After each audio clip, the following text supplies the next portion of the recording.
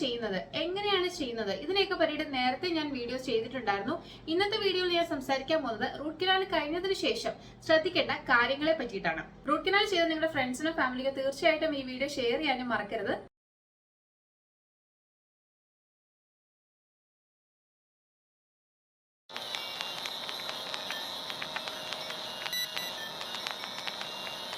Hello friends, ഞാൻ doctor Ajna Saleem. Welcome to my YouTube channel. ഇന്നത്തെ വീഡിയോയിൽ ഞാൻ സംസാരിക്കാൻ പോകുന്നത് റൂട്ട് കനാൽ കഴിഞ്ഞതിന് ശേഷം ശ്രദ്ധിക്കേണ്ട കാര്യങ്ങളെ പറ്റിയിട്ടാണ്. റൂട്ട് കനാലിന്റെ സമയത്തും അതുപോലെ റൂട്ട് കനാൽ കഴിഞ്ഞിട്ടുമൊക്കെ എക്സ്റേ എടുക്കാറുണ്ട്. ഈ എക്സ്റേ തീർച്ചയായിട്ടും സൂക്ഷിച്ചു വെക്കാൻ വേണ്ടിയിട്ട് ശ്രദ്ധിക്കുക. ഇപ്പൊ പല ക്ലിനിക്കുകളിലും ഡിജിറ്റൽ എക്സ്റേ സംവിധാനമാണ് ഉള്ളത്. അതായത് എക്സ്റേ എടുക്കുമ്പോൾ അത് കയ്യിൽ ഫിലിമായിട്ട് കിട്ടില്ല, പകരം കമ്പ്യൂട്ടർ സ്ക്രീനിലായിരിക്കും വരുന്നത്.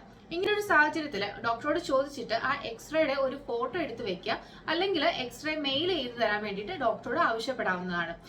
ഇങ്ങനെ എക്സ്റേ സൂക്ഷിച്ചു വെക്കുന്നത് ഭാവിയിൽ എന്തെങ്കിലും ഒരു റീ ഇൻഫെക്ഷനോ അല്ലെങ്കിൽ അടുത്തുള്ള പല്ലുകൾക്ക് എന്തെങ്കിലും കേടോ ഒക്കെ ഉണ്ടെങ്കിൽ അതിന്റെ ഒരു കമ്പാരിസൺ നടത്താൻ വേണ്ടിയിട്ട് ഈ എക്സ്റേ നമ്മളെ ഹെൽപ്പ് ചെയ്യും. പല ക്ലിനിക്കുകളും ഇപ്പൊ സോഫ്റ്റ്വെയർ യൂസ് ചെയ്യുന്നുണ്ട്. അപ്പൊ ഈ എക്സ്റേ എടുക്കുമ്പോൾ തന്നെ OP നമ്പറും പേരും ഒക്കെ അതിനകത്ത് ആഡ് ചെയ്യുന്നത് കൊണ്ട് തന്നെ പല എക്സ്റേസും വർഷങ്ങളോളം ക്ലിനിക്കുകളിൽ തന്നെ സൂക്ഷിച്ചു വെക്കാറുണ്ട്. അപ്പൊ ഇങ്ങനെ ഇല്ല എന്നുള്ളൊരു സാഹചര്യമാണെങ്കിൽ തീർച്ചയായിട്ടും എക്സ്റേ കയ്യിലെടുക്കാൻ വേണ്ടിയിട്ട് അല്ലെങ്കിൽ നിങ്ങളുടെ ഫോൺ ഉപയോഗിച്ച് ഒരു ഫോട്ടോ എടുക്കാൻ വേണ്ടിയിട്ട് ശ്രദ്ധിക്കാവുന്നതാണ്. റൂട്ട് കനാൽ കഴിഞ്ഞതിന് ശേഷം നമ്മുടെ പൾപ്പ് ചേംബർ അഥവാ പല്ലിന്റെ മേൽഭാഗം നമ്മൾ ഒന്നെങ്കിൽ ടെമ്പററി ഫില്ലിംഗ് അല്ലെങ്കിൽ പെർമനന്റ് ഫില്ലിംഗ് വെച്ചായിരിക്കും അടയ്ക്കുക. റൂട്ട് കനാൽ ചെയ്തതോടുകൂടി പല്ലിന്റെ പെയിനും ഒക്കെ കുറയുന്നത് കൊണ്ട് പല പേഷ്യൻസും ഇത് പെർമനന്റ് ഫില്ലിംഗ് ആക്കാൻ വേണ്ടി വരാറില്ല. പലപ്പോഴും നമ്മൾ റൂട്ട് കനാൽ കഴിഞ്ഞതിന് ശേഷം ഉടനെ തന്നെ പെർമനന്റ് ഫില്ലിംഗ് ചെയ്യാറുണ്ട്. എന്നാൽ ചില സാഹചര്യത്തിൽ നമ്മൾ പെർമനന്റ് ഫില്ലിംഗ് ചെയ്യുന്നതിന് പകരം മേളത്തെ ഭാഗം മാത്രം നമ്മൾ ടെമ്പററി ഫില്ലിംഗ് ചെയ്യാറുണ്ട്. ഈ ടെമ്പററി ഫില്ലിംഗ് മാറ്റാൻ വേണ്ടിയിട്ട് ഒരു കാലയളവ് നമ്മൾ പറയാറുണ്ട്. ചിലപ്പോൾ 3 days ആയിരിക്കും, അല്ലെങ്കിൽ 1 week ആയിരിക്കും. പേഷ്യന്റ് പല്ലിന്റെ ഇൻഫെക്ഷൻ അനുസരിച്ചിട്ട് ഹീലിംഗ് പീരീഡ് നമ്മൾ പറയാറുണ്ട്. ആ സമയം കഴിഞ്ഞിട്ട് വന്ന് ഇത് പെർമനന്റ് ഫില്ലിംഗ് ആക്കാൻ വേണ്ടിയിട്ട് ശ്രദ്ധിക്കുക. ഈ ടെമ്പററി ഫില്ലിംഗ് മാക്സിമം ഒരു 2 weeks അല്ലെങ്കിൽ ഒരു 1 month ഒക്കെ ഇരിക്കുള്ളൂ. അതിന് മുന്നേ തന്നെ ഇത് പെർമനന്റ് ഫില്ലിംഗ് ആക്കിയില്ല എന്നുണ്ടെങ്കിൽ റൂട്ട് കനാൽ ചെയ്തതും ഒരുപക്ഷെ വേസ്റ്റ് ആയി പോകാനുള്ള ചാൻസ് ഉണ്ട്. കുറച്ച് ദിവസങ്ങൾ കഴിയുമ്പോൾ ഈ ടെമ്പററി ഫില്ലിംഗ് ഇളകി പോവുകയും അവിടെ ഫുഡ് അക്യുമുലേഷനും പിന്നെ ബാക്ടീരിയയുടെ പ്രസൻസ് ഒക്കെ വന്ന് റീഇൻഫെക്ഷൻ വരാനുള്ള ചാൻസ് കൂടുതലാണ്. റൂട്ട് കനാൽ ചെയ്തുകൊണ്ട് പല്ലിൽ പെയിൻ വരാനുള്ള ചാൻസ് ഇല്ല, പക്ഷെ റീഇൻഫെക്ഷൻ വരാനും അതുപോലെ തന്നെ പല്ല് പൊട്ടിപ്പോകാനും ഒക്കെ ഉള്ളൊരു സാഹചര്യമുണ്ട്. അപ്പൊ തീർച്ചയായിട്ടും പെർമനന്റ് ഫില്ലിംഗ് തന്നെയാണോ ചെയ്തത് എന്ന് ഡോക്ടറോട് ചോദിച്ച് മനസ്സിലാക്കാൻ വേണ്ടി ശ്രദ്ധിക്കുക. ഇനി അല്ലാന്നുണ്ടെങ്കിൽ എന്നാണ് ഞാൻ പെർമനന്റ് ഫില്ലിംഗിന് വരേണ്ടത് എന്ന് ഡോക്ടറോട് ചോദിച്ചതിന് ശേഷം കറക്റ്റ് ആയിട്ട് ആ അപ്പോയിന്റ്മെന്റ് ഫോളോ അപ്പ് ചെയ്യാൻ വേണ്ടിയിട്ട് ശ്രദ്ധിക്കുക. പല പേഷ്യൻസും റൂട്ട് കനാൽ കഴിഞ്ഞതിന് ശേഷം ക്യാപ്പ് ചെയ്യാതിരിക്കാറുണ്ട്. തീർച്ചയായിട്ടും ഇതൊരു അബദ്ധമാണ്. കാരണം റൂട്ട് കനാൽ കഴിഞ്ഞ ശേഷം പല്ല് നോൺ വൈറ്റൽ ആയിരിക്കും, അതായത് പല്ല് നിർജീവമായിട്ടുള്ള ഒരു അവസ്ഥയിലായിരിക്കും. അപ്പൊ അതുകൊണ്ട് തന്നെ പല്ല് പെട്ടെന്ന് പൊട്ടിപ്പോവാനുള്ള സാധ്യത കൂടുതലാണ്. അതുകൊണ്ട് പല്ല് പൊട്ടാതിരിക്കാൻ വേണ്ടിയിട്ട് നമ്മളൊരു ക്യാപ്പ് ഇട്ട് അതിനെ ബലപ്പെടുത്തേണ്ടത് അത്യാവശ്യമാണ്. അപ്പൊ ഡോക്ടർ പറയുന്ന അപ്പോയിന്റ്മെന്റിൽ നമ്മൾ ക്യാപ്പ് ഇടാൻ വേണ്ടിയിട്ട് അളവിന് ചെല്ലുകയും അതുപോലെ തന്നെ ക്യാപ്പ് ഫിക്സ് ചെയ്യുകയും വേണ്ടത് അത്യാവശ്യമാണ്.